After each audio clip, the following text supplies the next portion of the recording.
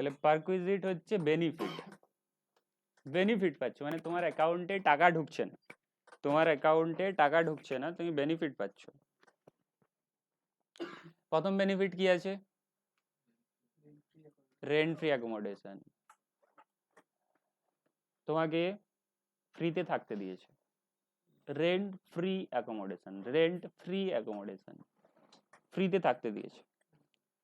তো গভর্নমেন্ট বলছে কি ওর উপরেও ট্যাক্স দিতে হবে।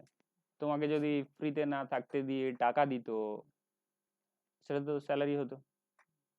তো তোমাকে ফ্রিতে থাকতে দিচ্ছে, তো ইকুইভ্যালেন্ট অ্যামাউন্টের উপরে ট্যাক্স দিতে হবে। কত টাকার উপরে ট্যাক্স দিতে হবে আমরা বলে দেবো ওর জন্য, কিন্তু ওর উপরে ট্যাক্স লাগবে। তো আমরা ভ্যালুয়েশন গিয়ে দেখবো পরে যে কিভাবে, কিছুক্ষণ পরেই দেখবো কিভাবে রেন্ট ফ্রি অ্যাকোমোডেশনকে মানিটারি ভ্যালুতে কনভার্ট করা হচ্ছে। গভর্নমেন্ট বলছে যে তোমাকে এত টাকার উপরে ট্যাক্স দিতে হবে ওই রেন্ট ফ্রি অ্যাকোমোডেশনের জন্য, তার ভ্যালুয়েশন রয়েছে। এরপরে এসে যাও sale of movable asset to employees. এমপ্লয়িকে মুভেবল অ্যাসেট দিয়েছে। এমপ্লয়ির ধরো একটা পুরানো গাড়ি ছিল, বললো ঠিক আছে এটা তোমাকে সেল করে দিলাম, কিছু টাকা দিয়ে দেবে। ঠিক আছে, সাপোজ সেটা যদি মার্কেটে সেল হতো, মার্কেটে সেল করলে সাপোজ একটা বাইকের কথা ধরে নিই, সেকেন্ড হ্যান্ড বাইক, বিজনেসের ছিল, কোনো কোম্পানির ছিল, দিয়ে দিল এমপ্লয়িকে।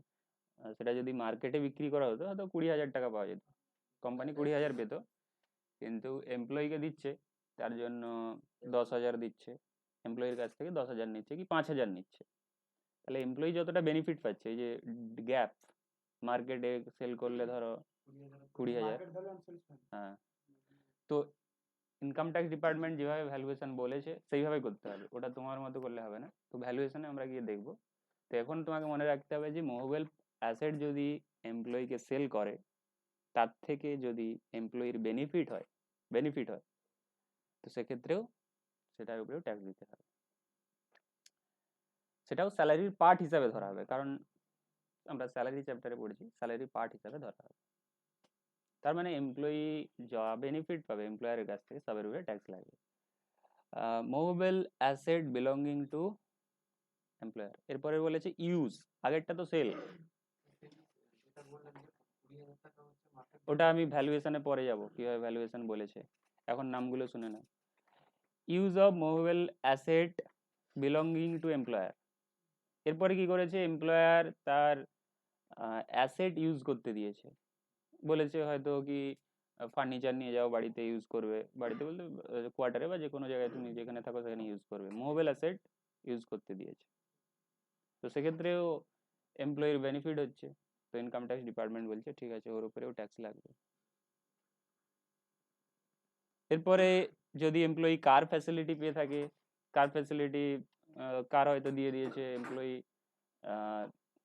তেল ভরছে চালাচ্ছে, তো বেনিফিট তো পাচ্ছে কোম্পানির কার, তো এর ভ্যালুয়েশন আমরা পরে দেখব। Gas, electricity, water facility, suppose gas bill, electric bill এগুলো পে করে দিচ্ছে কে, কোম্পানি, তো তারও ভ্যালুয়েশন রয়েছে, কত টাকার উপরে ট্যাক্স লাগবে।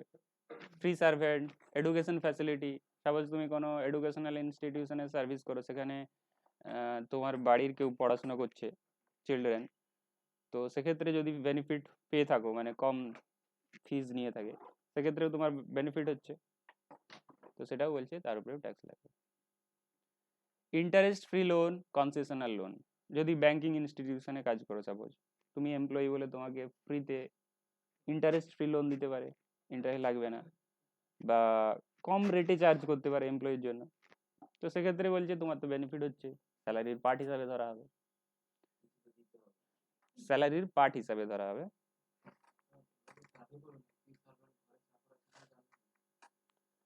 বড় কেসে ধরা হয়, ছোটখাটো কেসে ধরা হয়, ঠিক আছে। তাহলে এগুলো হচ্ছে পারকুইজিট এর নাম দেখলে। এরপরে আমরা ভ্যালুয়েশনে চলে যাব, ভ্যালুয়েশনে চলে যাব তার জন্য, আচ্ছা মেন যে স্ট্রাকচার, স্যালারির যে মেন স্ট্রাকচার সেটা তো তোমাদের মনে রয়েছে, মেন স্ট্রাকচারে কি বলেছে? মেন স্ট্রাকচার কোথায় গেল? প্রথমে আছে, এটা হচ্ছে মেন স্ট্রাকচার।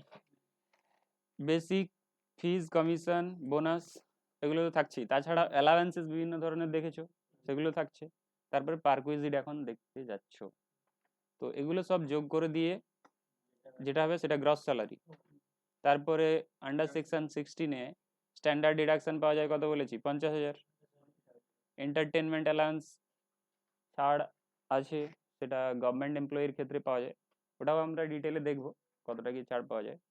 প্রফেশনাল ট্যাক্স ছাড় পাওয়া যায় এই সেকশনে, পি ট্যাক্স যেটা পে করা হয়, এমপ্লয়ি যতটা কাটা হয় প্রফেশনাল ট্যাক্সের পারপাসে এমপ্লয়ির থেকে, ওটাও ছাড় হয়ে যায়। তারপরে যেটা ফাইনালি হয়ে যায় সেটা হচ্ছে ট্যাক্সেবল স্যালারি। এই তিনটে মাইনাস করার পরে এরই উপরে এটা হয়ে যাবে তোমার তাহলে ফাইনাল, মানে স্যালারি হেডের ফাইনাল ইনকাম। স্যালারি হেডের ফাইনাল ইনকাম, এখান থেকে আর কোনো ছাড় নেই, যা ছাড় ওপারে হয়ে গেছে। তো এখন আমরা দেখতে যাচ্ছি পারকুইজিটের different kinds of perquisite, different kinds of perquisite, তার ভ্যালুয়েশন। আমরা নাম শুনে নিয়েছি, এবার তার ভ্যালুয়েশনে চলে যাব।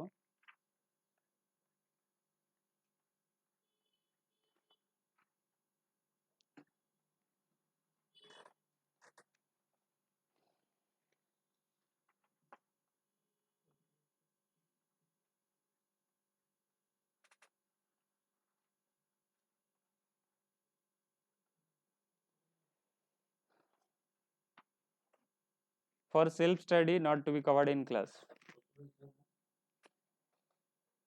ক্লাসে কভার করা যাবে না, ক্লাস তাহলে বেশি এক্সিড হয়ে যাবে, যে লিমিট দেওয়া রয়েছে। তবু আমি কভার করিয়ে দিচ্ছি, দেখে নাও। প্রথম কি বলেছি, রেন্ট ফ্রি অ্যাকোমোডেশন, অ্যানেকচারে পেয়ে যাবে, অ্যানেকচারে লাস্টের দিকে।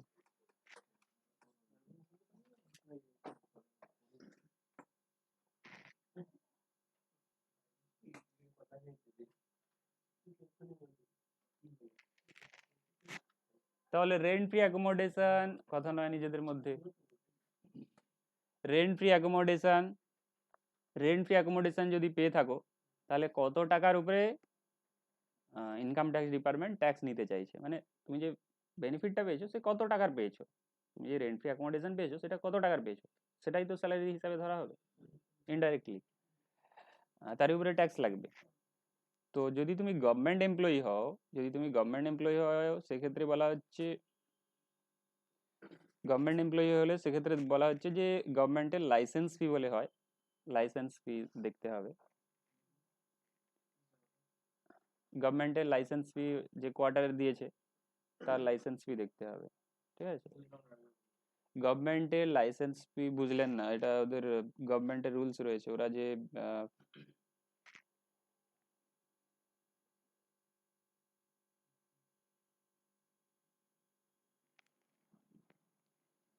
গভর্নমেন্টের লাইসেন্স ফি অফ গভর্নমেন্ট,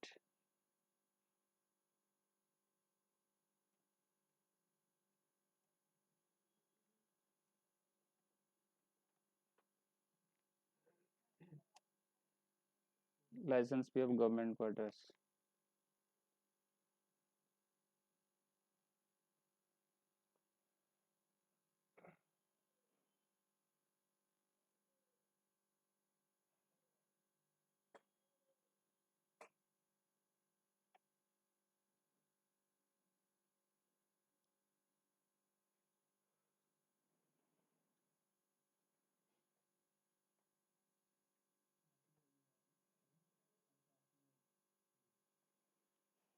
এগুলো দেখো লাইসেন্স ফি কোথায় রয়েছে, এটা ফ্ল্যাটের যদি তোমার স্কোয়ার মিটার হয় 30 মিটার পর্যন্ত, যে এরিয়াটা তোমাকে দিয়েছে 30 মিটার পর্যন্ত হয়, আর সেভেন্থ পে কমিশনের হিসাবে লেভেল তোমার 1 আছে, তো সেক্ষেত্রে এক্সিস্টিং রেটস অফ ফ্ল্যাট 150 ছিল, সেখান থেকে 180 হয়ে গেছে।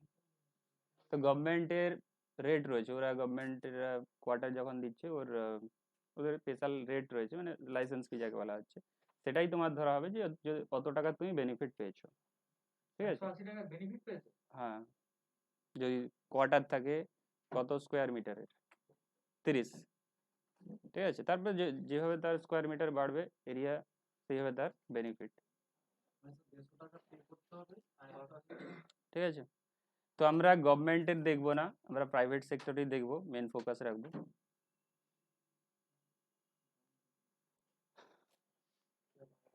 প্রাইভেট সেক্টরে এসে যাও, প্রাইভেট সেক্টরে নন গভর্নমেন্ট এমপ্লয়ির ক্ষেত্রে দেখতে হবে যে অ্যাকোমোডেশনটা দেওয়া হয়েছে, যে অ্যাকোমোডেশনটা দেওয়া হয়েছে এমপ্লয়িকে, সেটা কি এমপ্লয়ারের নিজের না এমপ্লয়ার ভাড়ায় নিয়েছে। যদি নিজের হয়, মানে এমপ্লয়ারের নিজের অ্যাকোমোডেশন তোমাকে থাকতে দিয়েছে, তো দেখতে হবে পপুলেশন সেকেন্ড স্টেপে। ঠিক আছে, তো পপুলেশন যদি 10 লাখ পর্যন্ত হয়, তাহলে তুমি যে বেনিফিটটা পেয়েছো, সেই বেনিফিটটা হচ্ছে 7.5% অফ স্যালারি। তোমার স্যালারির 7.5% বেনিফিট পেয়েছো। হ্যাঁ, তাহলে দেখতে হবে পপুলেশন মানে যেখানে থাকতে দিয়েছে সেখানকার পপুলেশন দেখতে হবে। প্রথমে দেখতে হবে যে সেখানে সেই এরিয়ার পপুলেশন, মিদনাপুরের পপুলেশন কত সেন্সাস অনুযায়ী, লাস্ট সেন্সাস অনুযায়ী আপ টু 10 লাখ হলে, তাহলে তুমি যে বেনিফিটটা পেয়েছো ওখানে ফ্রিতে থেকে, সেটা হচ্ছে 7.5% অফ স্যালারি। আচ্ছা, এখানে আবার স্যালারির ডেফিনেশন আলাদা রয়েছে। ঠিক আছে, স্যালারি ডেফিনেশন, স্যালারিতে কি কি ধরা হবে, স্যালারির ডেফিনেশনে কি ধরা হবে, স্যালারির ডেফিনেশনে ধরা হবে বেসিক ডিএ। কোন ডিএটা ধরা হবে, যদি রিটায়ারমেন্ট বেনিফিটের পার্ট হয়, মানে যে ডিএর ব্র্যাকেটে লেখা থাকবে কি it forms part of retirement benefit, retirement benefit ক্যালকুলেশনে এটাকে কনসিডার করা হয়। রিটায়ারমেন্ট বেনিফিট বলতে ইপিএ বিএসআই ক্যালকুলেশনে যদি ডিএ কে কনসিডার করা হয়, তাহলে এখানেও তোমার স্যালারি ক্যালকুলেশনে ডিএটাকে ধরতে হবে। কমিশন ধরা হবে, বোনাস ধরা হবে স্যালারি মিনিংয়ে। Taxable portion of all allowances, যতগুলো অ্যালাউন্সেস দেখেছো তার ট্যাক্সেবল পোর্শন, যেটা ছাড় হয়ে যাচ্ছে সেটা না, ট্যাক্সেবল পোর্শনটা ধরা হবে। তো মিলিয়ে যা হবে সেটাই হবে স্যালারি, তার 7.5 হবে। রিটায়ারমেন্ট বেনিফিট, সাপোজ কোশ্চেন যদি স্পেসিফিক্যালি বলে দেয় যে it forms part of retirement benefit, তাহলে তুমি কনসিডার করবে। সাপোজ কোশ্চেন সাইলেন্ট আছে, সেক্ষেত্রে তুমি কনসিডার করে নেবে। ঠিক আছে, কোশ্চেন সাইলেন্ট আছে তবুও তুমি কনসিডার করে নেবে। সাপোজ বলেছে 50% forms part of retirement benefit, তাহলে 50 নিতে হবে, 50%।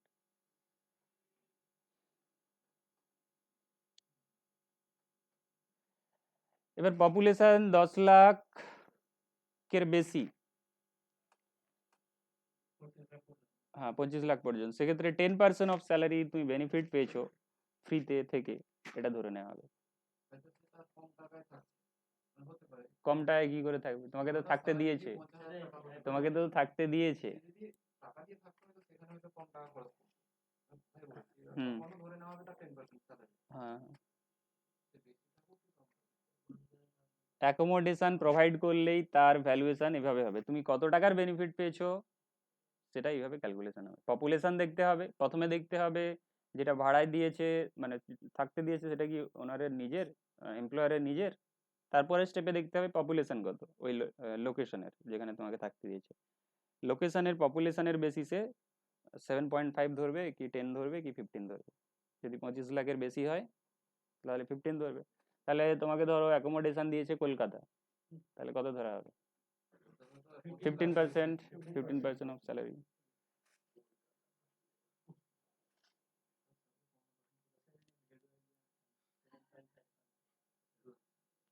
আচ্ছা, এরপরে আমি চলে যাব যে এমপ্লয়ার কথা নয়, এবার এমপ্লয়ারের যদি অ্যাকোমোডেশন না হয়, এমপ্লয়ার ভাড়ায় নিয়ে তোমাকে দিয়েছে, হায়ার্ড বাই এমপ্লয়ার, অ্যাকোমোডেশনটা ভাড়ায় নিয়ে তোমাকে দিয়েছে, সেক্ষেত্রে দেখতে হবে যে ওকে কত হায়ার চার্জ পে করতে হচ্ছে, মানে এমপ্লয়ারকে কত হায়ার চার্জ দিতে হচ্ছে সেটা দেখতে হবে। আর দেখতে হবে যে তোমার 15% অফ স্যালারি কত হচ্ছে। দুটো অ্যামাউন্ট দেখতে হবে, একটা হচ্ছে কতটা হায়ার চার্জ ও পে করছে কাকে, যার কাছ থেকে ভাড়ায় নিয়েছে, আরেকটা দেখতে হবে যে তোমার 15% অফ স্যালারি কত টাকা হচ্ছে, দুটোর মধ্যে যেটা লোয়ার হবে সেটাই হবে তোমার বেনিফিট। ইনকাম ট্যাক্স ডিপার্টমেন্ট বলছে তুমি অত টাকার বেনিফিট, হ্যাঁ ট্যাক্স পে করতে হবে, মানে ওটা ট্যাক্সেবল স্যালারির মধ্যে ধরা হবে। এক্সাম্পল দেওয়া হবে, এক্সাম্পল রয়েছে নিচে। হ্যাঁ ওটা বলছি, ভ্যালু অফ আনফার্নিশড অ্যাকোমোডেশন। এটা তো কেস গেল কি তোমার যদি ফার্নিচার না থাকে, শুধু রুম দিয়েছে, ধরো একটা খালি রুম দিয়ে দিয়েছে তাতে ফার্নিচার নেই, এটা সেই কেস গেল। এরপরে যদি ফার্নিচারও দেয় তাহলে কিন্তু সেটাকে বলা হবে রেন্ট ফ্রি ফার্নিশড অ্যাকোমোডেশন। এটা এখানে কি দেখলে যে আনফার্নিশড মানে ফার্নিচার নেই। ফার্নিচার বলতে একটা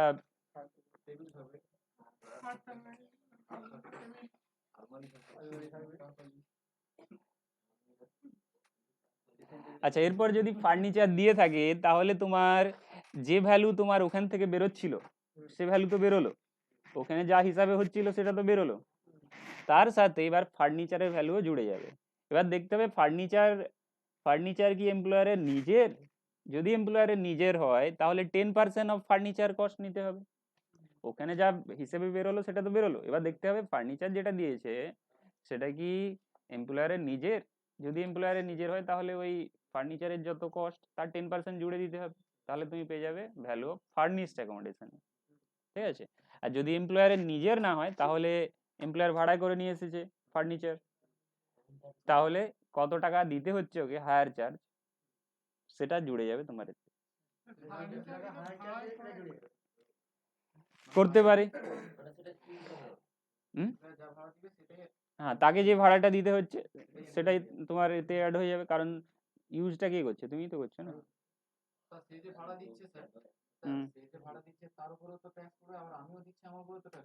সে তার কি করে ট্যাক্স পড়বে?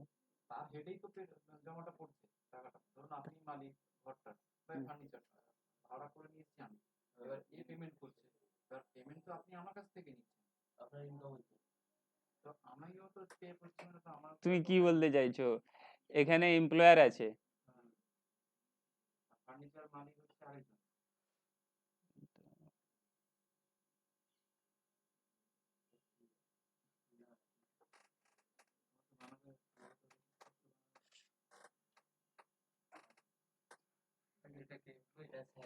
এমপ্লয়ার,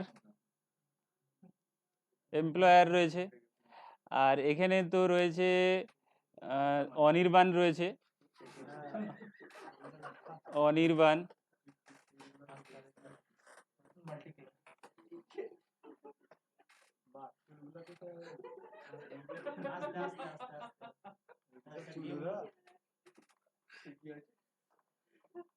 ঠিক আছে।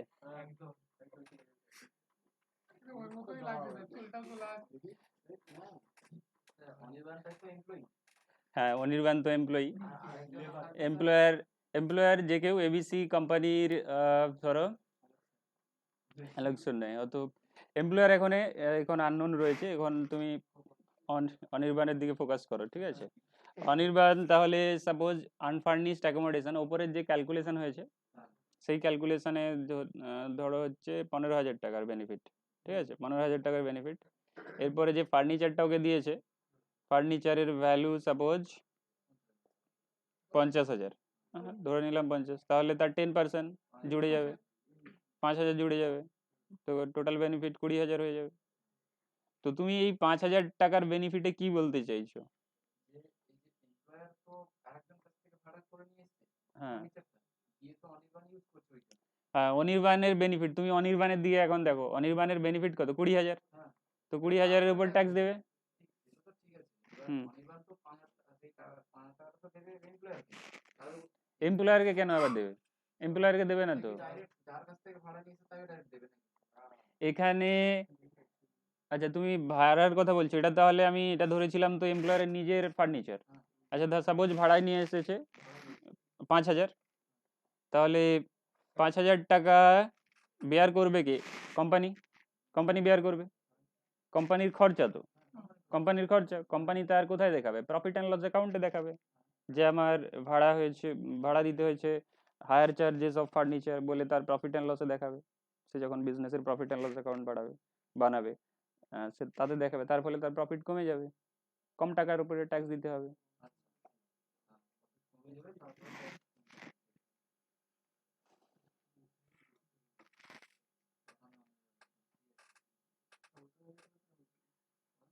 এই যে একটা 20,000 টাকা দাঁড়াচ্ছে অ্যামাউন্ট, এটা কি অ্যালাউন্স হিসেবে অনির্বাণকে দেওয়া হবে, তারপর অনির্বাণ পে করবে না?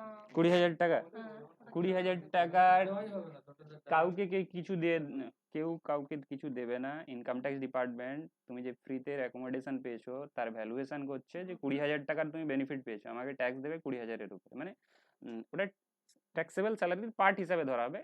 সিঙ্গেল সিঙ্গেল তো ট্যাক্স নেওয়া হবে না, একসাথে জুড়ে সবকিছু ট্যাক্স ক্যালকুলেশন।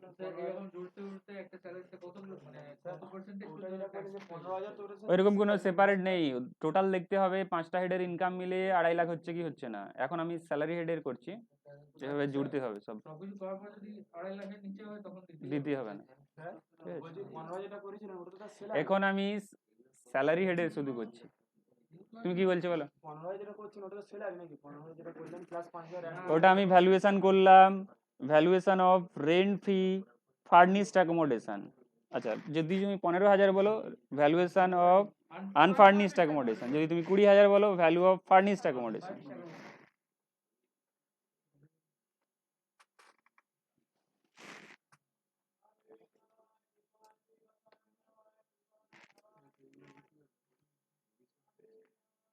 হেডিং এ কি আছে দেখো, বুঝতে পারো নি নাকি?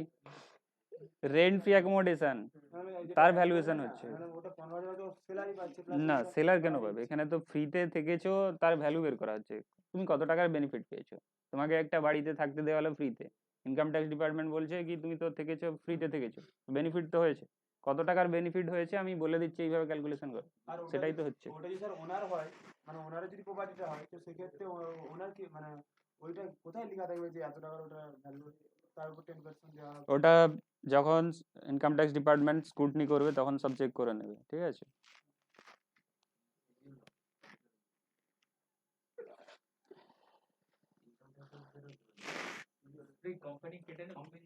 কোনটা? ট্যাক্স স্যালারি থেকে কাটবে, তো সেই টিডিএস আমি পড়েছিলাম, পড়িয়েছিলাম অ্যাডভান্স অ্যাকাউন্টসে, যেখানে আমি বলেছিলাম যে তোমাকে দেখতে হবে এমপ্লয়ির স্যালারি 2 লাখের বেশি হচ্ছে কি, মানে 2.5 লাখের বেশি হচ্ছে কি।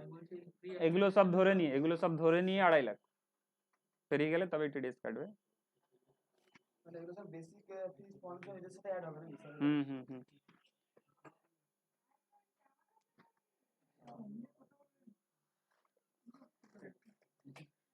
এরপরে এসে যাও sale value, sale of movable asset to employees. Movable asset sale হয়েছে এমপ্লয়িকে, মুভেবল অ্যাসেট সেল হয়েছে এমপ্লয়িকে।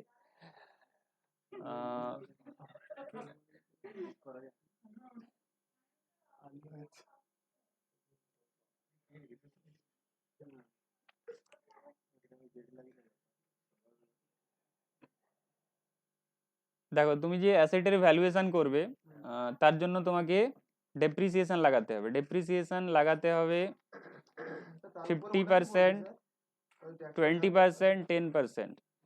Sell of movable asset, company তার মুভেবল অ্যাসেট তোমাকে দিয়ে দিয়েছে, তুমি বলবে তো, ইনকাম ট্যাক্স ডিপার্টমেন্ট বলবে তো, আহ, তুমি বলবে আমার তো কোনো বেনিফিটই হয়নি, কারণ পুরনো দিয়েছে।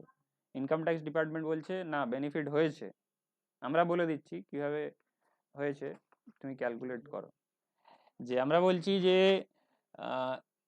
যত টাকা দিয়ে এমপ্লয়ার কিনেছিল সেটা নিয়ে নেবে, তারপরে তুমি কি করবে, ডেপ্রিসিয়েশন মাইনাস করে দেবে, যত বছর ইউজ হয়েছে কমপ্লিট ইয়ারের জন্য, কমপ্লিট, ধরো 3.5 বছর আগে কিনেছিল, তার মানে 3.5 বছর ইউজ হয়ে গেছে, তোমাকে 3 বছরের ডেপ্রিসিয়েশন মাইনাস করতে হবে কমপ্লিট ইয়ার। ডেপ্রিসিয়েশন মাইনাস করে দেখো যে আর কত ভ্যালু থাকছে। যদি এমপ্লয়ির কাছ থেকে কোনো টাকা রিসিভ করে থাকে তাহলে সেটা মাইনাস করে দাও।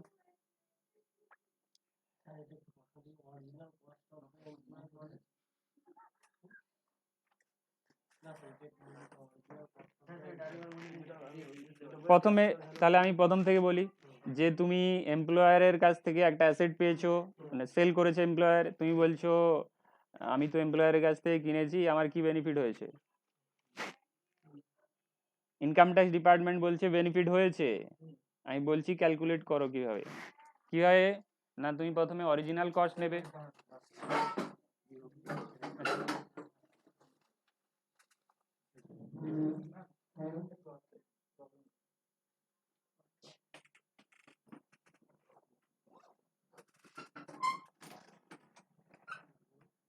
তাহলে এমপ্লয়ার তোমাকে অ্যাসেট সেল করেছে, এমপ্লয়ার সেল করেছে, তুমি বলছো কি আমি তো টাকা দিয়ে কিনেছি এমপ্লয়ারের কাছ থেকে, তো এতে তো আমার কোনো বেনিফিট হয়নি। ইনকাম ট্যাক্স ডিপার্টমেন্ট বলছে বেনিফিট হয়েছে। কীভাবে বেনিফিট হয়েছে না, বলছে তুমি প্রথমে কস্ট নাও অ্যাসেটের কস্ট নিলে, তারপর সেখান থেকে তুমি ডেপ্রিসিয়েশন মাইনাস করো কমপ্লিটেড ইয়ারের জন্য,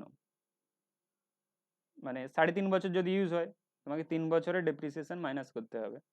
ঠিক আছে, করে দেখো অ্যাসেটের ভ্যালু কত হচ্ছে, আর তোমাকে যদি কিছু পে করতে হয় সেটা মাইনাস করে দাও, তাহলে তুমি বুঝতে পারবে যে তোমার লাভ হয়েছে কি লস হয়েছে।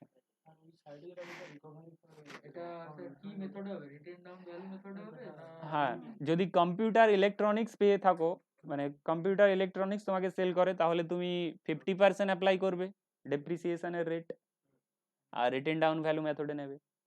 আর যদি মোটর কার তোমাকে সেল করে থাকে সেক্ষেত্রে 20% ডেপ্রিসিয়েশনের রেট নেবে, রিটেন ডাউন ভ্যালু ফলো করে করবে।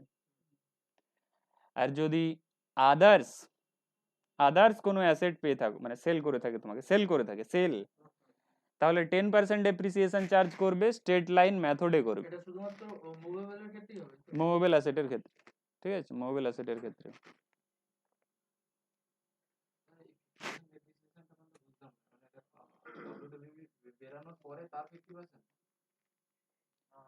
রিটেন ডাউন ভ্যালু মেথডে কি হয়, প্রথম বছর অরিজিনাল কস্টের উপরে, তারপরে ডেপ্রিসিয়েশন মাইনাস করে যে ভ্যালু তার উপরে, এইভাবে তো হতে থাকে। 50% ডেপ্রিসিয়েশন, যে অ্যাসেটটা তোমাকে ট্রান্সফার করেছে তার ডেপ্রিসিয়েশন প্রত্যেক বছর 50% করে কমতে থাকবে, ডেপ্রিসিয়েশন হতে থাকবে। আচ্ছা, এক্সাম্পল দেখে নিলে ক্লিয়ার হয়ে যাবে। এখানে এসে যাও, তোমাকে একটা ল্যাপটপ, দেখো কম্পিউটারে কোম্পানি একটা ল্যাপটপ কিনেছিল 40,000 টাকা দিয়ে, কোম্পানি একটা ল্যাপটপ কিনেছিল 40,000 টাকা দিয়ে, কবে? 15 সালের শুরুতে, 15 সালে শুরু বলতে 15-16 শুরুতে। তো সেটা গিফট করেছে কবে? 1/9/2018। কতদিন পরে?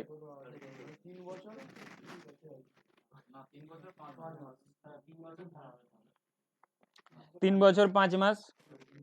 3 বছর 5 মাস, তাহলে ডেপ্রিসিয়েশন কত দিনের মাইনাস হবে? 3 বছরের, কমপ্লিট ইয়ারের। তো অলওয়েজ ফ্র্যাকশনটা ছাড়বে, মানে ইয়ার কমপ্লিট হলে ধরো 4 বছর 2 মাস, 4 বছর না, 7 মাস হলেও এরকম ধরা হবে না, কারণ এখানে বলেছে কমপ্লিট ইয়ার। ও বলছে ধরো 3 বছর 11 মাসে এলো, তাহলে কি ওটাকে আমি 4 বছর ধরবো? 3 বছর 11 মাসকে আমি কি 4 বছর ধরবো? না, তোমাকে কমপ্লিট ইয়ার বলেছে, তুমি ততটাই ম্যানেজ করবে। অলওয়েজ কমপ্লিট ইয়ার, 3 বছর, 3 বছরই হবে। তাহলে দেখো অরিজিনাল কস্ট কত ছিল? 40,000 ছিল। সেখান থেকে 3 বছরের ডেপ্রিসিয়েশন কোন মেথডে? রিটেন ডাউন ভ্যালু মেথডে। প্রথম বছরের ডেপ্রিসিয়েশন কত হবে? 40,000-এর 50% হলে 20,000। সেকেন্ড ইয়ারের ডেপ্রিসিয়েশন কত হবে? 10,000। তাহলে পরপর কমতে থাকছে। তো তাহলে তুমি যে বেনিফিটটা পেয়েছো সেটা কত?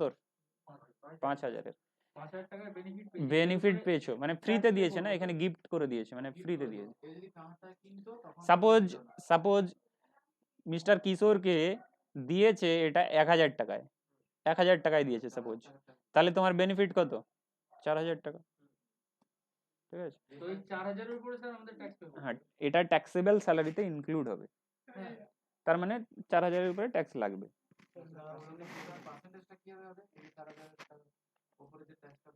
পার্সেন্টেজ ওরকম সেপারেট কোথায় দেখেছো তোমাকে? তুমি তাহলে মেন যে টপিকটা তুমি সেটা ভুলে যাচ্ছ। আমি তোমাকে কি বলে এলাম? মেন টপিকে আমি কি বললাম যে আগের দিন কোথায় দেখাচ্ছিলাম?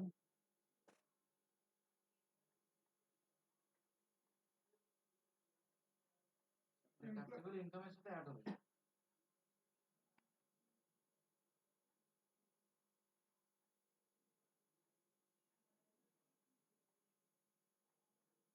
এমপ্লয়ার যে অ্যাসেটটা সেল করতে ওটা সেকেন্ডারি অ্যাসেট।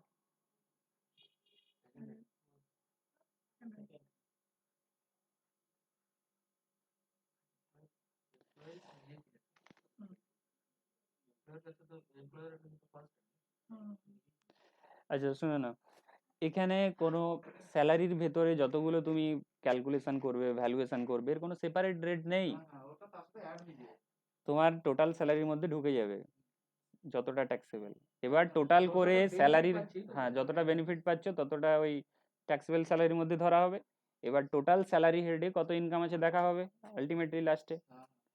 তারপরে আদার 4টা হেডের ইনকাম দেখা হবে, 5টা হেডের ইনকাম মিলে গ্রস টোটাল ইনকাম হবে। সেখান থেকে যদি কোনো রিডাকশন 80 ইউ থেকে 80 সি থেকে 80 ইউ পর্যন্ত পেয়ে থাকো মাইনাস হবে। তারপরে দেখা হবে কি তোমার টোটাল ইনকাম কত, মানে 2,50,000 পেরোচ্ছে কি পেরোচ্ছে না। তারপরে তোমার ওই নর্মাল রেট অ্যাপ্লাই হবে, ঠিক আছে? এর কোনো সেপারেট রেট নেই।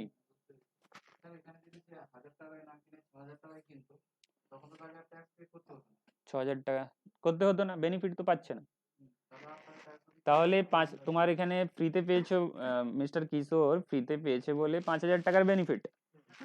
5,000 টাকার বেনিফিট যদি কিশোরকে পে করতে হতো, এমপ্লয়ার সাপোজ ওর কাছ থেকে নিচ্ছে 6,000 টাকা, তাহলে কি বেনিফিট হতো? তার মানে পারকুইজিটি হতো না, বেনিফিটই হতো না, কনসিডারই হতো না। এমপ্লয়ি যদি এমপ্লয়ারের কাছ থেকে বেনিফিট পায় তখন সেই বেনিফিটের অ্যামাউন্টটা ট্যাক্সেবল স্যালারিতে ধরা হবে। করে না, বড় কেসে ধরা হয় বললাম তো, কোটির যখন কেস থাকবে, হ্যাঁ কোটির কেস থাকবে।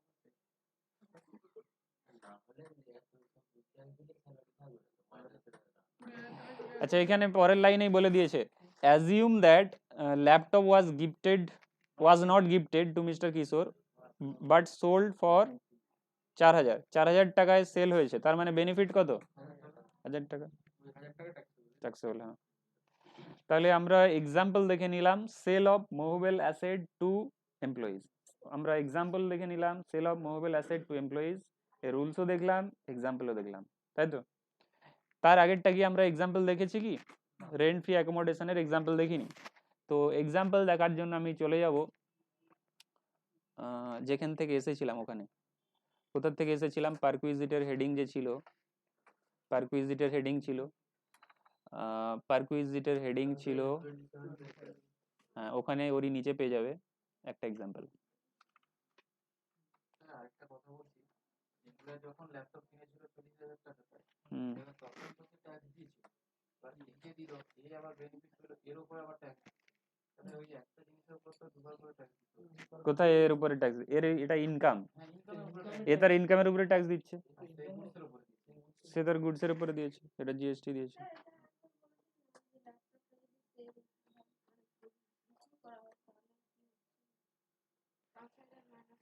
তোমার ওখানে 5,000 টাকা যদি গিফট করে তাহলে তো এমপ্লয়িকে কি কোনো টাকা দিতে হচ্ছে না তো, তার মানে পুরো 5,000 টাকা এমপ্লয়ির বেনিফিট।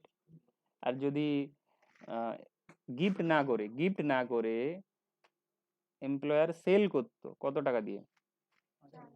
4,000 টাকা দিয়ে, তার মানে বেনিফিট কত হতো এমপ্লয়ির? 1,000 টাকা। ওটাই বলছি।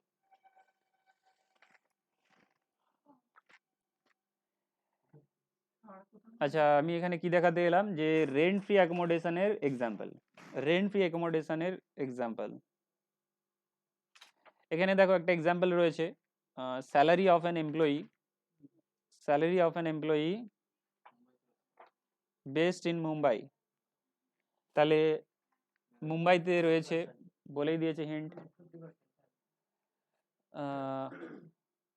বেসিক কত আছে 1 লাখ পার অ্যানাম আছে DA 50 rent free accommodation is provided in Mumbai বলে দিয়েছে along with furniture costing 60,000 এখানে বলা নেই তার মানে ধরে নিতে ফার্নিচারের কস্ট বলে দিয়েছে ফার্নিচারের কস্ট বলে দেওয়া আছে মানে কি তার মানে এটা এমপ্লয়ারের নিজের ফার্নিচার হায়ার করেনি হায়ার করলে হায়ার চার্জ বলে দিত তখন কেন ফার্নিচারের কস্ট বলতে যাবে তাছাড়াও তখন তোমার এমপ্লয়ারের কি করে জানা থাকবে যে তার তার দাম কি আছে তোমার যেহেতু এটা এমপ্লয়ারের সে বলেই দিচ্ছে যে আমার ফার্নিচারের কস্ট এতো আমি দিয়েছি এমপ্লয়িকে compute value of rent free accommodation provided to him তোমাকে রেন্ট ফ্রি অ্যাকোমোডেশনের ভ্যালু কম্পিউট করতে হবে রেন্ট ফ্রি অ্যাকোমোডেশনের ভ্যালু কম্পিউট করতে হবে তাহলে তোমাকে রুল রিমাইন্ড করতে হবে রুলে কি লেখা রয়েছে যদি এমপ্লয়ারের নিজের অ্যাকোমোডেশন হয় তাহলে তোমাকে দেখতে হবে কোন সিটিতে দিচ্ছে পপুলেশন কি 10 লাখ পর্যন্ত না 10 লাখ থেকে 25 লাখ পর্যন্ত না 25 লাখের বেশি তাহলে মুম্বাই রয়েছে 25 লাখের বেশি 25 লাখের বেশি হলে আমরা কত পার্সেন্ট অফ স্যালারি নেব 15% অফ স্যালারি নেব 15% অফ স্যালারি যেটা হবে সেটাই হবে তোমার আনফার্নিশড অ্যাকোমোডেশনের ভ্যালু যার রুল মনে নেই সে চলে যাবে অ্যানেকচারে একবার গিয়ে রুল দেখে নেবে ঠিক আছে আমি বললাম যে পপুলেশন 25 লাখের বেশি হলে 15% অফ স্যালারি ঠিক আছে রেন্ট ফ্রি অ্যাকোমোডেশনের ভ্যালু বের করার জন্য পপুলেশন মানে কি প্রথমে পপুলেশনের বাংলা বলো পপুলেশন কখন কাউন্ট হয় সেটা বলো কাউন্ট প্রত্যেক 10 বছরে হয়ে থাকে তাই তো জনগণনা বলে শুনেছো লাস্ট জনগণনা অনুযায়ী যেখানে যেই এলাকায় যে সিটিতে তুমি কাজ পেয়েছো বা অ্যাকোমোডেশন পেয়েছো যে সিটিতে তোমার অ্যাকোমোডেশন রয়েছে তার পপুলেশন যদি 25 লাখের বেশি হয় লাস্ট জনগণনা অনুযায়ী তাহলে 15% অফ স্যালারি নিতে হবে রেন্ট ফ্রি অ্যাকোমোডেশনের ভ্যালু আনফার্নিশড তো এখানে মুম্বাই তাহলে 25 লাখের বেশি রয়েছে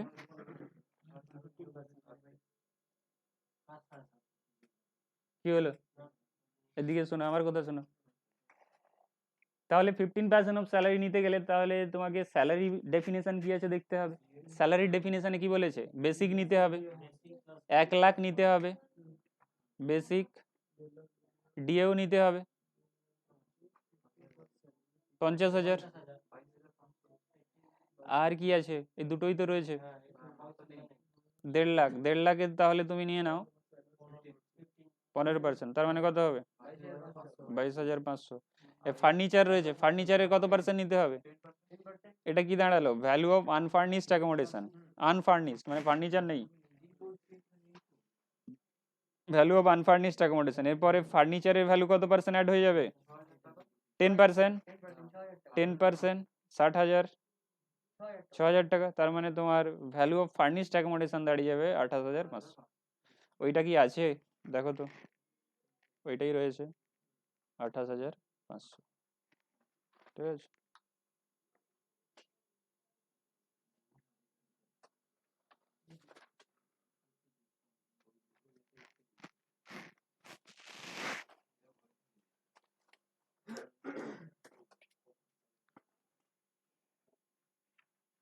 ঋষিতা বুঝতে পারলে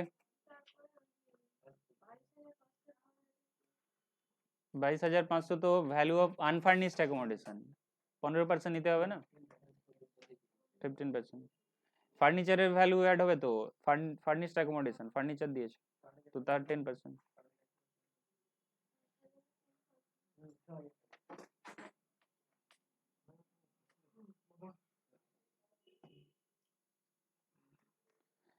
তাহলে এটার ভ্যালুয়েশনও দেখে নিলে ঠিক আছে এরপরে আমি চলে যাব ওখানে অনেকচারে আবার চলে যাব ওখানে কি আছে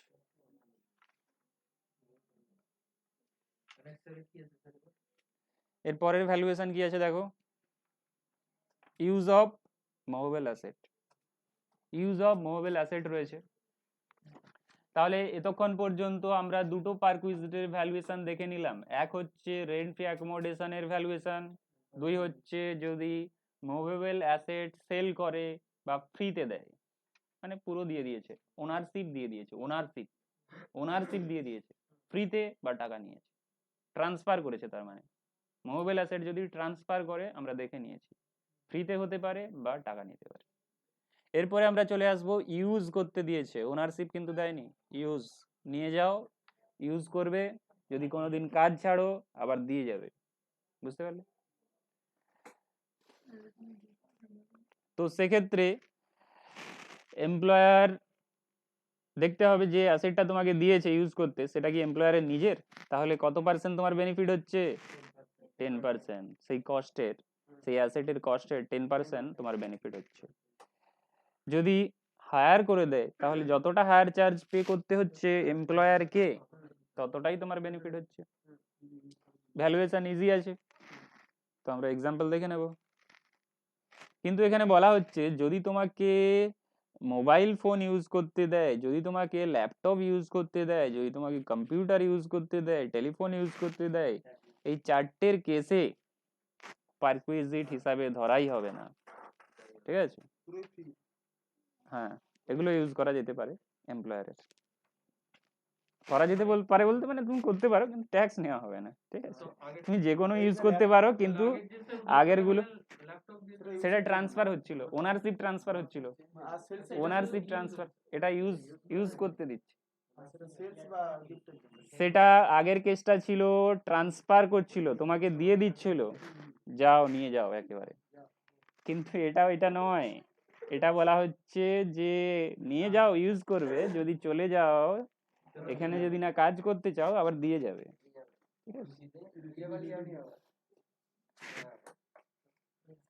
স্যার হায়ার করা হলে কত পার্সেন্টেজ ট্যাক্স মানে এমপ্লয়ার যত টাকা পে করছে, যার কাছ থেকে ভাড়ায় নিয়ে এসেছে, ওই যে কোনো অ্যাসেট হোক না কেন, সেটা যত টাকা এমপ্লয়ারকে ভাড়া দিতে হচ্ছে সেটাই তোমার বেনিফিট, এমপ্লয়ির বেনিফিট, কারণ এমপ্লয়িকে তো দিতে হচ্ছে না।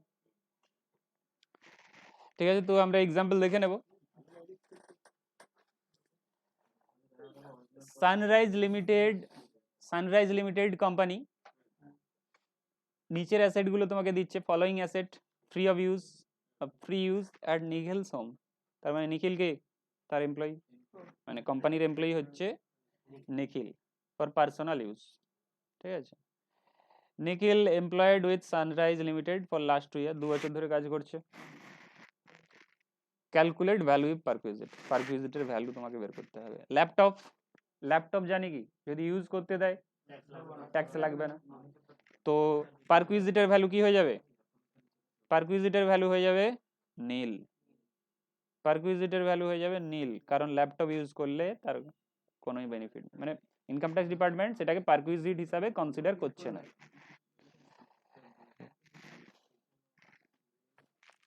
ফার্নিচারের ক্ষেত্রে 10% নিতে হবে, তাহলে এখানে ওন্ড বাই কোম্পানি বলে দিয়েছে 10%, তার মানে 7,000, 70,000-এর 7,000। এসি 2 বছর ধরে কাজ করছে, সে 10 বছর ধরে কাজ করছে, তাতে তোমার কি? তোমাকে তো ইনকাম ট্যাক্স হিসাব করতে হবে প্রত্যেক বছরে, তার মানে এবছর সে কত বেনিফিট পেয়েছে?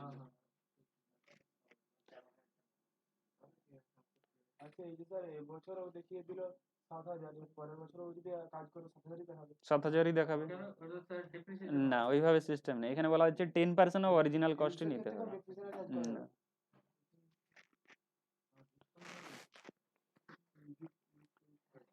ওনারশিপ ট্রান্সফার করলে সেক্ষেত্রে দেখতে হবে যখন কত টাকার বেনিফিট পেয়েছো তখন ডেপ্রিসিয়েশন চার্জ করে দেখতে হবে তোমার অ্যাসেটের ভ্যালু কত দাঁড়াচ্ছিল। কিন্তু ইউজার কেসে তোমাকে শুধুমাত্র 10% অফ অরিজিনাল কস্টই নিতে হবে প্রত্যেক বছর। এয়ার কন্ডিশন এসি কিসে নিয়েছে? এমপ্লয়ার ভাড়ায় নিয়েছে, তার মানে এমপ্লয়ারকে যত টাকা পে করতে হচ্ছে সেটাই তোমার বেনিফিট, এমপ্লয়ির বেনিফিট, তো 60,000 টাকা দিতে হচ্ছে টোটাল। তাহলে পারকুইজিটের ভ্যালু কত? 65,000।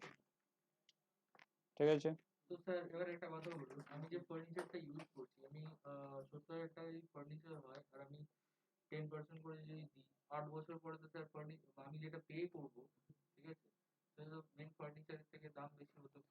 হতে পারে, হতে পারে। সেই আপনি ক্ষেত্রে তাহলে তো 8 বছর পরে তো ওটা ফার্নিচারের উপরে ট্যাক্স ধরা হবে, ট্যাক্সেবল বেনিফিটের না, ওইভাবে গভর্নমেন্ট দেখছে না। হতে পারে আর 8 বছর পরে আপনি নতুন ফার্নিচার আপনাকে আবার দিয়েছে, হতে পারে। খারাপ হয়নি তো কোম্পানিটা, খারাপ ছুটি করবে না, তো সবকিছু মেয়াদ তো সিলেক্ট করা হয়েছে। হ্যাঁ, আপনি যেটা বলছেন যে অরিজিনাল কস্টের থেকেও এই যেটা যখন ধরা overall হচ্ছে বেরিয়ে বেশি যাবে, হতে পারে, হতে পারে, তাতে কোনো অসুবিধা নেই। তোমাকে জাস্ট দেখতে হবে অরিজিনাল কস্ট গভর্নমেন্ট ছাড় দিচ্ছে। কি ছাড় দিচ্ছে আবার। ছাড় দিচ্ছে, গভর্নমেন্ট কোথায় ছাড় দিচ্ছে? ওই যখন মানে তার অরিজিনাল ভ্যালুটা যখন বেরিয়ে যাচ্ছে, তখন না, গভর্নমেন্ট কি ছাড় দিচ্ছে? গভর্নমেন্টটা দেখছে না তো, সেটাই তো প্রশ্ন, ব্যবহার করতে হবে জিনিসটা। তাহলে অরিজিনাল কস্ট দেখা হবে, ঠিক আছে, অরিজিনাল কস্ট দেখে তার 10% চার্জ করা হবে।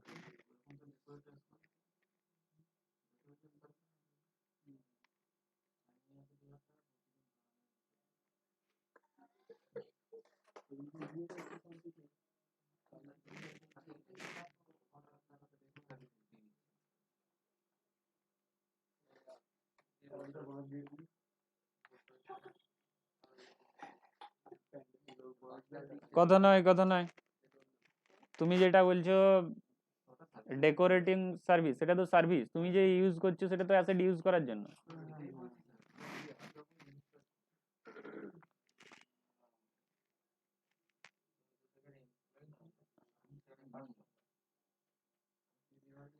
আচ্ছা, এরপরে এসে যাও কার ফ্যাসিলিটিতে।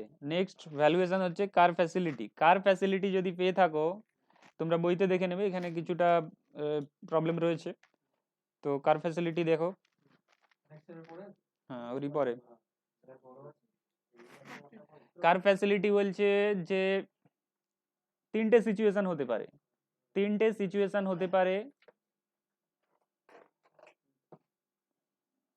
3টে সিচুয়েশন হতে পারে। এক হচ্ছে এমপ্লয়ারের নিজের কার, এমপ্লয়ারের নিজের কার, আর এমপ্লয়ি এক্সপেন্স চালাচ্ছে। কারটা এমপ্লয়ারের, কার এমপ্লয়ারের, কিন্তু এমপ্লয়ি যে চালাচ্ছে নিজের খরচা দিয়ে চালাচ্ছে, চালাচ্ছে মানে তেল ভরছে, মেনটেন করছে। এটা একটা সিচুয়েশন। 2 নম্বর সিচুয়েশন হচ্ছে দুটোই এমপ্লয়ার দিচ্ছে, এমপ্লয়ারের কার, তেল খরচাও মেনটেন খরচাও এমপ্লয়ারের। 3 নম্বর সিচুয়েশন এমপ্লয়ির কার, এমপ্লয়ির কার, কিন্তু মেনটেনেন্স খরচা, তেল খরচা হচ্ছে এমপ্লয়ারের। তাহলে 3টে সিচুয়েশন আসতে পারে, 3টে সিচুয়েশন আসতে পারে। 3টে সিচুয়েশনে, 3টে সিচুয়েশনে যখনই তুমি অফিস পারপাসে ইউজ করবে কার্ডটাকে, পুরো পুরো কার্ডটা তুমি অফিস পারপাসে, কোনো সময় তুমি প্রাইভেট পারপাসে ইউজ করছো না, কোনো সময় তুমি প্রাইভেট পারপাসে ইউজ করছো না, তো সেক্ষেত্রে পারকুইজিটের ভ্যালু নীল। 3টে সিচুয়েশনেই তোমার কার এমপ্লয়ার তেল খরচা দিচ্ছে, আর এমপ্লয়ার এমপ্লয়ার কার দিচ্ছে প্লাস তেল খরচাও দিচ্ছে, আর লাস্ট সিচুয়েশন কি বললাম, মালিক তেল খরচা। 3টে সিচুয়েশনেই অফিস পারপাসে ইউজ হলে, সবসময় অফিস পারপাসে ইউজ হচ্ছে, তো সেক্ষেত্রে পারকুইজিটের ভ্যালু নীল, মানে তার মানে তুমি কোনো বেনিফিটই পাচ্ছ না এমপ্লয়ারের কাছ থেকে। অফিস পারপাসে ইউজ হচ্ছে না, অফিস পারপাসে ইউজ হচ্ছে, সেই কারণে তুমি কোনো বেনিফিট পাচ্ছ না। এরপরে যদি দুটো পারপাসে ইউজ হয়, কিছুটা প্রাইভেট পারপাসে, অফিসিয়াল মানে ওই কার্ডটা তুমি প্রাইভেট পারপাসে ইউজ করো, অফিসিয়াল পারপাসে ইউজ করো, সেক্ষেত্রে আমরা 3টে সিচুয়েশনে দেখে নেব। স্যার এখানে এক্সপেন্সেস বলতে কি বলতে, এখানে পারচেজের পর যেগুলো মানে আপনার রিপেয়ারিং বা ফুয়েল যেগুলো লাগে ওগুলো সবগুলো? সব সব। তাহলে প্রথম সিচুয়েশন কি রয়েছে, কার কার এমপ্লয়ারের, এক্সপেন্স কার এমপ্লয়ারের, কি পারপাসে ইউজ করছো, বোথ। হ্যাঁ, দুটো পারপাসেই তোমার কার্ড, ওই কার্ডটা ইউজ হচ্ছে। সেক্ষেত্রে দেখতে হবে স্মল কার না বিগ কার, সিসির ওপরে ডিপেন্ড করছে স্মল কার কি বিগ কার। সিসি কত, যদি তোমার 1600 সিসি পর্যন্ত হয় তাহলে হবে স্মল কার, 1600 সিসির ওপরে চলে গেলে বিগ কার। তো স্মল কারের ক্ষেত্রে তুমি কত বেনিফিট পাচ্ছ? তুমি বেনিফিট পাচ্ছ 1800 পার মান্থ, তুমি বেনিফিট পাচ্ছ 1800 পার মান্থ। আর যদি ড্রাইভার প্রোভাইড করে তার জন্য 900, ড্রাইভারের জন্য 900 করে আছে, তো 1800 পার মান্থ। ড্রাইভার যদি প্রোভাইড করে, তার টাকা যদি এমপ্লয়ার দেয় তাহলে 900 করে। আর যদি কারের ক্যাপাসিটি 1600 সিসির বেশি হয়, তার মানে বিগ কার হয়, তাহলে 2400 পার মান্থ। ঠিক আছে?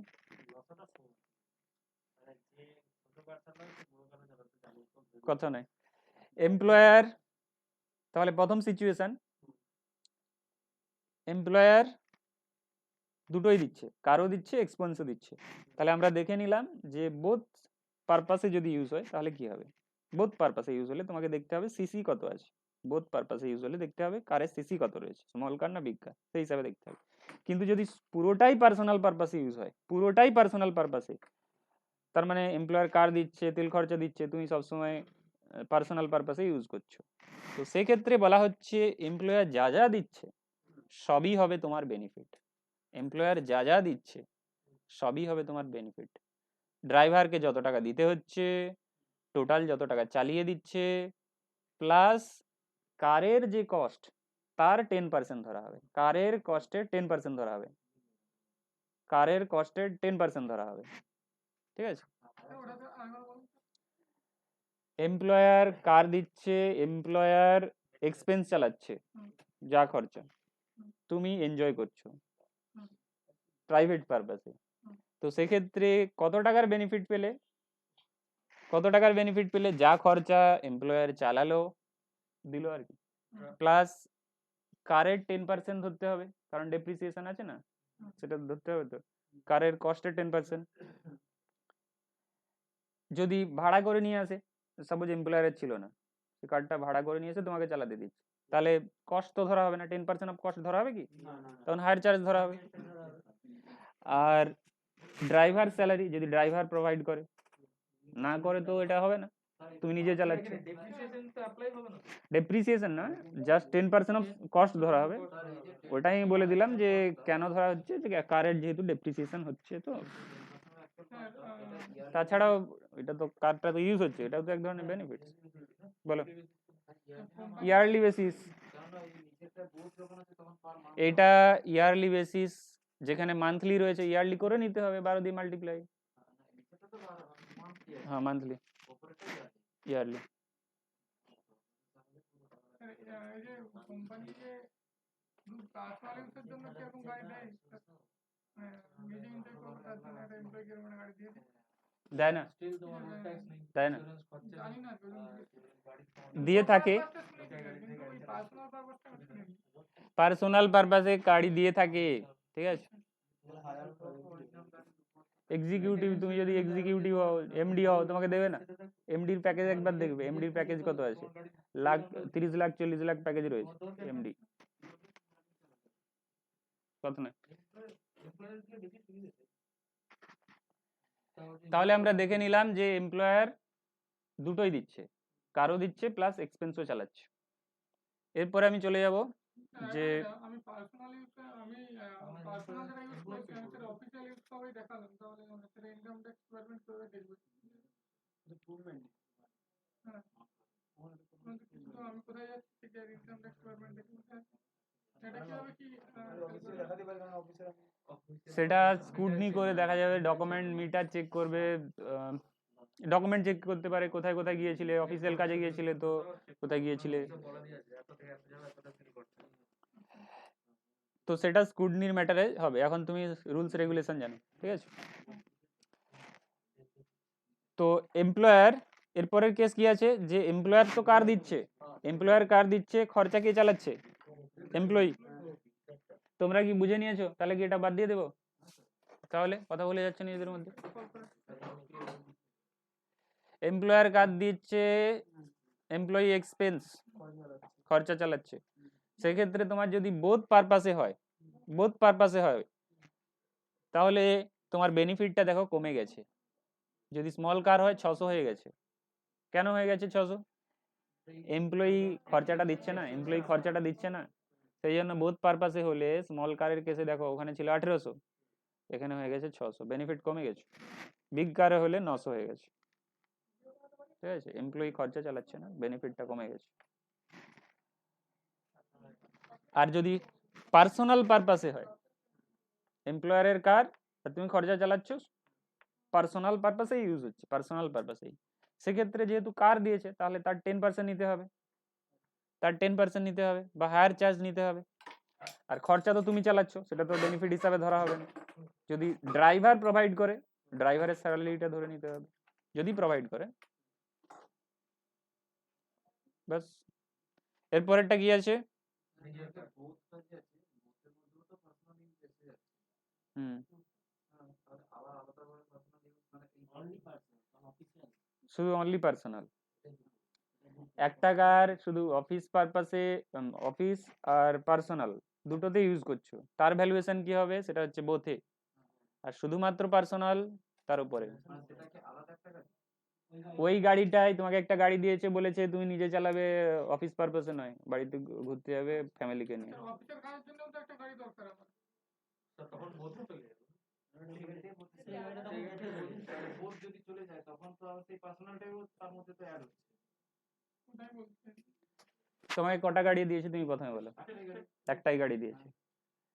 তোমায় কি বলেছে দেওয়ার সময়, কি বলেছে বলো?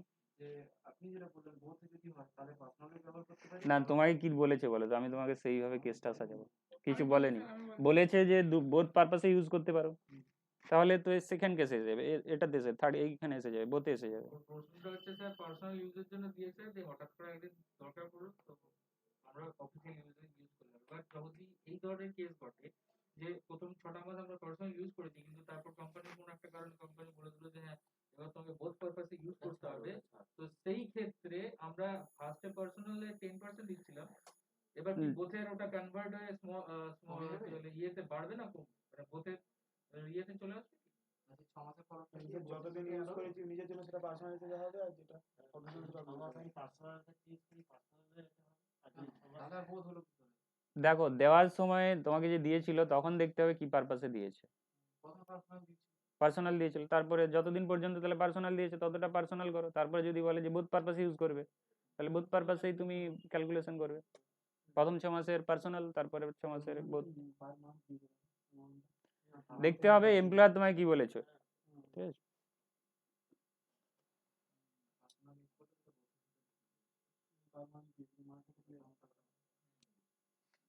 কার ওনার এমপ্লয়ি, এরপরের কেস কি আছে? এমপ্লয়ির কার আর এমপ্লয়ারের এক্সপেন্স। আর বোথ পারপাসে যদি ইউজ হয়, বোথ পারপাসে ইউজ হচ্ছে, সেক্ষেত্রে স্মল কারের ক্ষেত্রে কি বলা হচ্ছে যে খরচা কে চালাচ্ছে, খরচা কে চালাচ্ছে, কোম্পানি খরচা চালাচ্ছে, কোম্পানি খরচা চালাচ্ছে, এমপ্লয়ার খরচা চালাচ্ছে। তো ওই পুরো খরচাই কি তোমার বেনিফিট হচ্ছে? হচ্ছে না তো, পুরো খরচাই তো বেনিফিট হচ্ছে না যদি তুমি বোথ পারপাসে ইউজ করো, কারণ তোমার কার আর বোথ পারপাসে ইউজ হচ্ছে। তার মানে অল এক্সপেন্স থেকে যে খরচা তোমার এমপ্লয়ার দিচ্ছে সেখান থেকে মাইনাস করতে হবে, যদি স্মল কার হয় 1800 টাকা মাইনাস করতে হবে।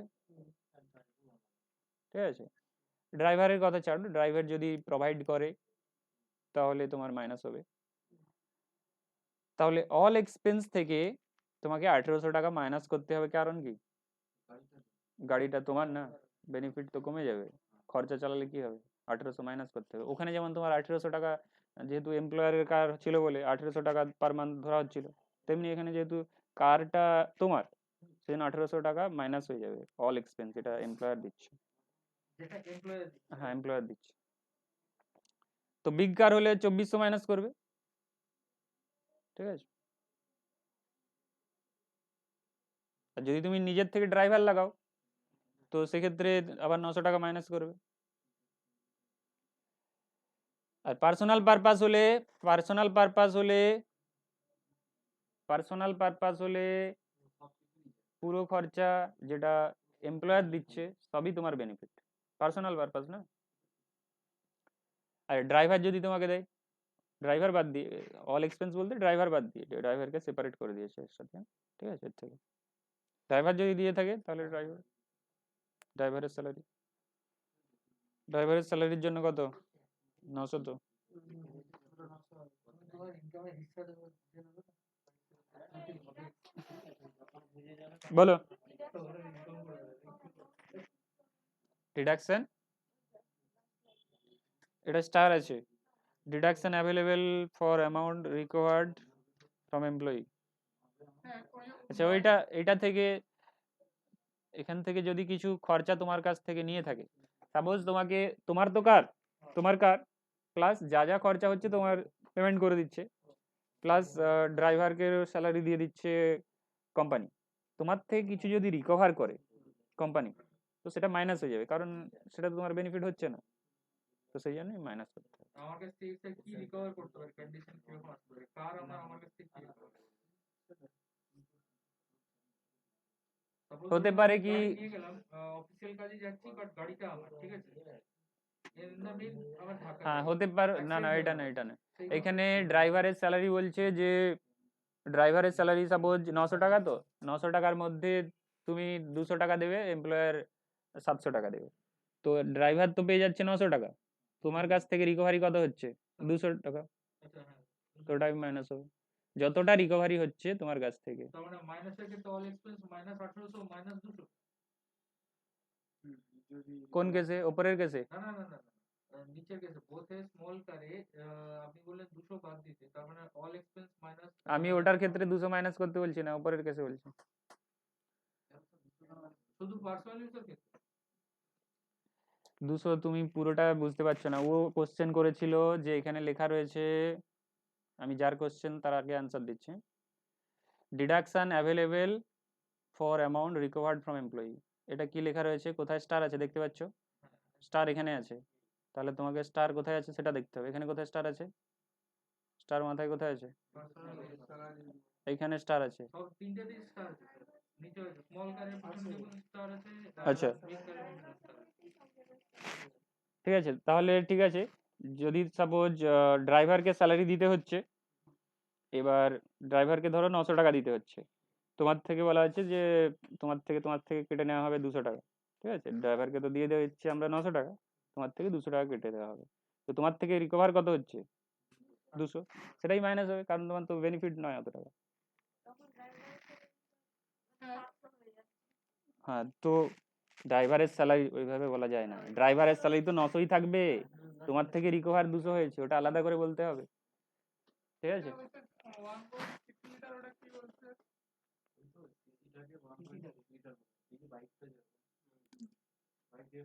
এটা মনে রাখা কিছুটা টাফ রয়েছে, দু একবার দেখতে হবে, তাহলে ইজি হবে, ঠিক আছে, কারণ অনেক বড় চার্ট আছে না।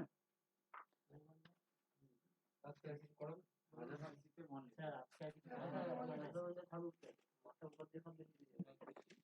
মাথার উপর দিয়ে কিছু বেরোচ্ছে না, এখানে তো চার্ট লেখাই রয়েছে, রুলস মনে না থাকলে এখান থেকে দেখে নেবে, চার্ট এইখান থেকে দেখে নেবে, রুলস লেখা রয়েছে। আচ্ছা এরপরে এক্সাম্পল দেখে নাও একটা, সমীরনকে দেওয়া হয়েছে বিএমডাব্লিউ কার,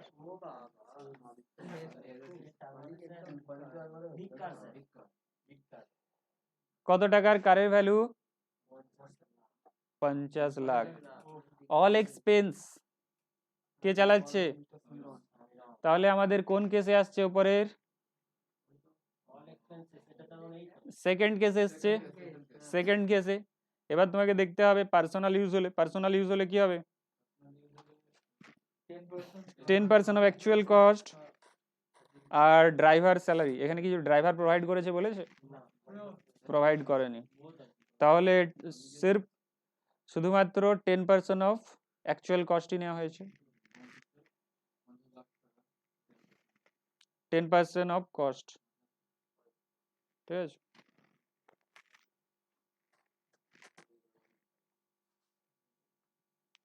যদি অফিসিয়াল পারপাসে ইউজ হয় তাহলে কি সেটা কোনো বেনিফিট হলো, পার্সোনালি কোনো বেনিফিট হলো, সেজন্য নীল। আর যদি বোথ হয়, বোথ পারপাসে ইউজ হয়ে থাকে, তোমাকে তিনটে সিচুয়েশন বলছে, যদি বলছে পার্সোনাল পারপাসে ইউজ হলে কত টাকার বেনিফিট হবে, যদি অফিস পারপাসে ইউজ হয় তাহলে কত টাকার বেনিফিট হবে, যদি বোথ পারপাসে ইউজ হয় তাহলে কত টাকার বেনিফিট হবে। পার্সোনাল পারপাসে ইউজ হলে তোমার তাহলে 5 লাখ টাকার বেনিফিট, 10% অফ অ্যাকচুয়াল কস্ট। যদি তুমি বোথ পারপাসে ইউজ করো তাহলে তোমাকে দেখতে হবে যে রুল কি বলছিল। ওখানে দেখতে হচ্ছিল যে তোমার সিসি কত টাকা, কত সিসি রয়েছে গাড়িটা, 1600 সিসির ওপরে রয়েছে, তার মানে বিগ কারে চলে যাবে। বিগ কারে তোমার 900 প্লাস 900 ড্রাইভারের জন্য, তার মানে যদি ড্রাইভার প্রোভাইড করে তাহলে 900 ধরবো, না তো ধরবো না। তো 900 করেই ধরা হবে, 900 ইন্টু 12 এত টাকার বেনিফিট। বোথ পারপাসে যদি ইউজ করে তাহলে আমাদের এখানে কি দেখেছিলাম যে বিগ কার না স্মল কার দেখতে হবে, বিগ কার, তাহলে 900 করে, 900 করে। যদি ড্রাইভার প্রোভাইড করে তাহলে আমরা 900 আবার ধরবো, আরেকটা 900, না তো শুধুমাত্র 900। এখানে তো ড্রাইভার কিছু বলেন, তো তাহলে প্রোভাইড করেনি, শুধু আমরা 900। হ্যাঁ যদি নশো, এটা 12 মাসের তাহলে নেবো এখানে তো তো? আমার ড্রাইভার অ্যাড হচ্ছে, এখানে ড্রাইভার অ্যাড হচ্ছে। হ্যাঁ 12 মাসের অবভিয়াসলি। মানে এখানে আবার 900 থেকে 12 অ্যাড হচ্ছে, এখানে আবার 900 স্যার এই প্রত্যেকটা কেসে এই প্রত্যেকটা কেসে যতগুলো পার্সোনাল ইউজ আছে ওগুলো জানা আছে, যতগুলো বোথ আছে সেগুলো মান্থ হিসাবে রয়েছে। তাই বলো। তাহলে এটা বুঝতে পারলাম না। এটা 2400 করে একটা বলা ছিল, ওটা মানে এটা তার 10,000 রাখতে পারে, এটা তার 10,000 রাখতে পারে। বোথ ইউজের ক্ষেত্রে তোমাকে দেখতে হবে কার কার, এমপ্লয়ারের এক্সপেন্স কার, এক্সপেন্স তোমার ওখানে বলেছে না, ও সব এক্সপেন্স চালিয়ে দিচ্ছে। তার মানে তোমার কেস কোথায় এসেছে, সেকেন্ড কেসে এসেছে, সেকেন্ড কেসে এসেছে। এবার বোথ পারপাস না personal official, both purpose, both পারপাসে দেখতে হবে বিগ কার না স্মল কার, বিগ কার, তাহলে 900 পার মান্থ, 900 ইন্টু 10, আর ড্রাইভার ধরা হবে না। সিসি দেখে দেখা হবে। হ্যাঁ হ্যাঁ সিসি, কারণ রুলে তো সিসি বলা আছে। এটা হচ্ছে রুল, কিভাবে দেখতে হবে, ক্যালকুলেশন করতে হবে, এটা হচ্ছে পুরো রুল। ইলেকট্রিসিটি আছে, এগুলো কি স্যার ইনকাম ট্যাক্স ডিপার্টমেন্টে যারা থাকে ওদের কি কোনো মুখস্থ মুখস্থ না, বই থেকে দেখে? যারা সফটওয়্যার বানায় তাদের কি বুঝতে পারবে না? ওটা মানে একদম লজিকটা মনে রাখতে হবে। Drop down system. ধরো যখন কারে আসবে কত লিটার দিয়ে কত সিসি দিয়ে কত নয়, কত নয়, তারা ইনকাম ট্যাক্স ডিপার্টমেন্টে কাজ করছে, তাদের কাছে প্রত্যেকদিন এইসব কেস আসছে, ঠিক আছে, তারা প্রত্যেকদিন ইনকাম ট্যাক্সের রিটার্ন খুলে দেখছে, এগুলো তাদের কাছে হুম। আচ্ছা দেখো, গ্যাস, ইলেকট্রিসিটি, ওয়াটার ফ্যাসিলিটি যদি পেয়ে থাকো, দেখতে হবে gas, electricity, water facility company কি তার নিজের সোর্স থেকে দিচ্ছে, নিজের সোর্স, তাহলে গ্যাস তোমার যদি এইচপি হয়, এইচপি তার নিজের সোর্স থেকে দেবে গ্যাস। ইলেকট্রিসিটি, সাপোজ যারা ইলেকট্রিসিটি কোম্পানিতে কাজ করে তারা তার নিজের সোর্স থেকে দেবে, যদি তারা ওই লোকেশনে থাকে যে জায়গাতে কোম্পানি রয়েছে, যে এরিয়াতে তার কভারেজ রয়েছে, ইলেকট্রিসিটি কভারেজ রয়েছে, নিজের সোর্স থেকে যদি দিয়ে থাকে ফ্রিতে। Electricity, water, water facility, water মানে যারা ওয়াটার প্রোভাইড করে যে সমস্ত কোম্পানি, তো তারা যদি নিজের সোর্স থেকে প্রোভাইড করে থাকে তাহলে দেখতে হবে যে সেটা জেনারেট করতে কত খরচা হয়েছে, জেনারেট করতে, জেনারেট করতে মানে ম্যানুফ্যাকচারিং কস্ট দেখতে হবে, সেটাই হবে তোমার বেনিফিট, সেটাই হবে তোমার বেনিফিট, বুঝতে পারলে? না না এটা তো দিচ্ছে মানে তার যতটাই সে নিজে ইউজ করবে সেটা ইনটু তার ম্যানুফ্যাকচারিং কস্ট মাল্টিপ্লাই করলে যেটা পাবে সেটাই হবে তোমার বেনিফিট। কার কাছ থেকে? এমপ্লয়ারের কাছ থেকে। সাপোজ ওয়েস্ট বেঙ্গল ইলেকট্রিসিটি বোর্ডে তুমি কাজ করছো, ঠিক আছে, West Bengal state electricity board, তো পার ইউনিটে খরচা হচ্ছে 4 টাকা করে, ঠিক আছে, তোমার ইউজ হয়েছে 200 ইউনিট সাপোজ, তাহলে তাহলে তুমি কত টাকার বেনিফিট পেলে? 800 টাকা, কারণ ওন সোর্স থেকে প্রোভাইড করেছে এমপ্লয়ার, ঠিক আছে, তাহলে কস্ট, ম্যানুফ্যাকচারিং কস্ট মাল্টিপ্লাই হবে, ভাড়ায় নয়। সাপোজ তার নিজের সোর্স থেকে নয়, তাহলে তুমি ধরো ওয়েস্ট বেঙ্গল ইলেকট্রিসিটি বোর্ডে কাজ করছো, কিন্তু তুমি অন্য কোনো সোর্স থেকে নিচ্ছ ইলেকট্রিসিটি, ঠিক আছে, সোলার থেকে নয়, আরও তো ইলেকট্রিসিটি ম্যানুফ্যাকচারিং কোম্পানি রয়েছে, তার কাছ থেকে নিচ্ছ। তো সেক্ষেত্রে তোমাকে যত টাকা মানে এমপ্লয়ার যদি পে করে দেয় তোমার বিহাফে, এমপ্লয়ার যদি তোমার বিহাফে পে করে দেয় ইলেকট্রিসিটি বিলটা, সেটাই হবে তোমার বেনিফিট, ঠিক আছে। সেই জন্য লেখা রয়েছে cost incurred by employer. Employer তোমার বিহাফে যত টাকা ইলেকট্রিসিটি বিল পে করে দিচ্ছে সেটাই হবে তোমার বেনিফিট।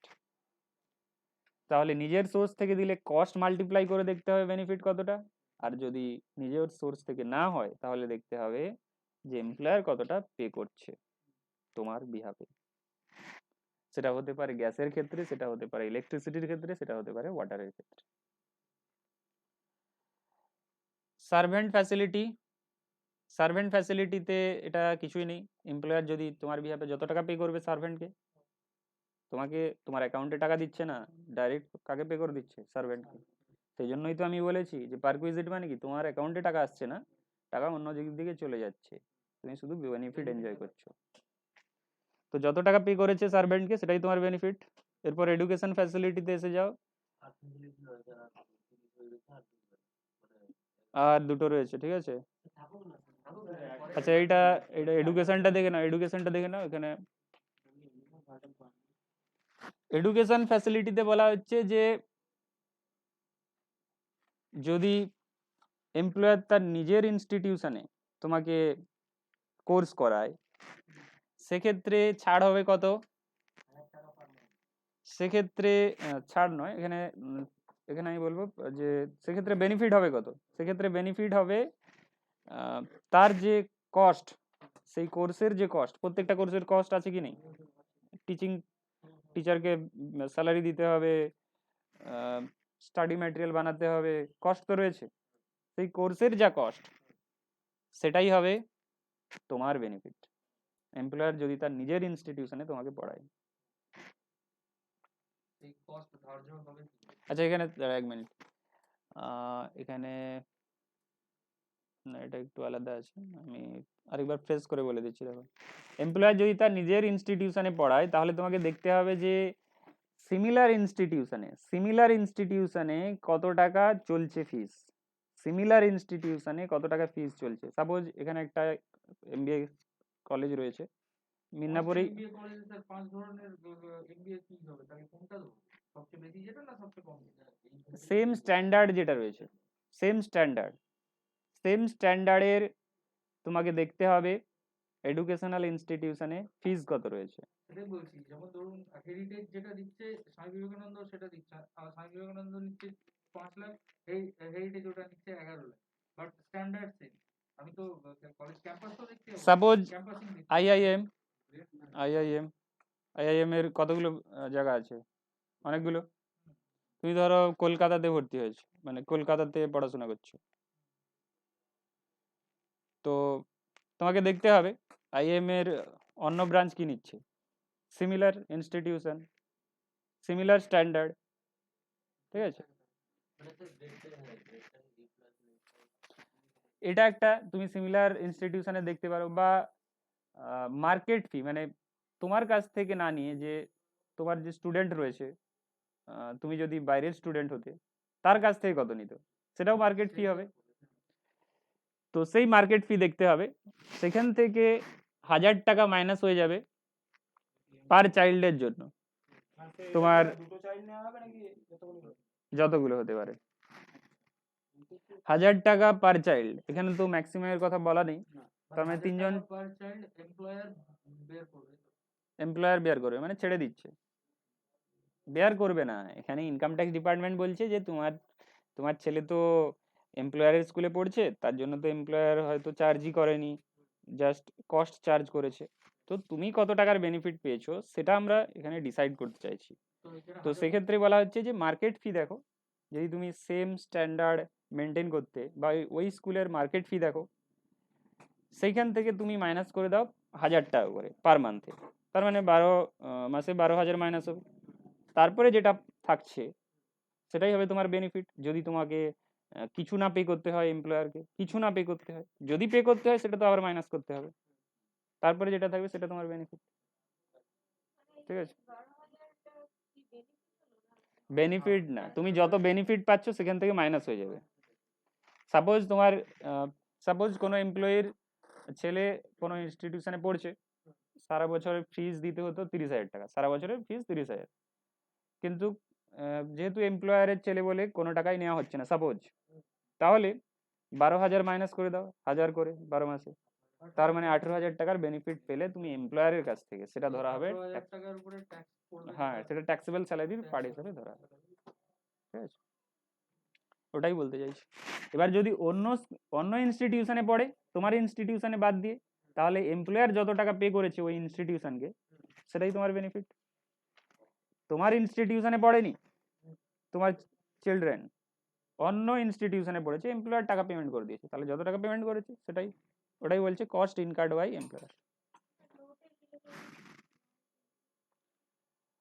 আচ্ছা, এখানে বলেছে এমপ্লয়িকে যদি কোনো ট্রেনিং দিতে হয়, কাজ করাতে গেলে ট্রেনিং দিতে হতে পারে, তার ফলে এমপ্লয়ির তো বেনিফিট হবে, বা যদি স্কলারশিপ দেওয়া হয় তো সেটা ট্যাক্সেবল হবে না।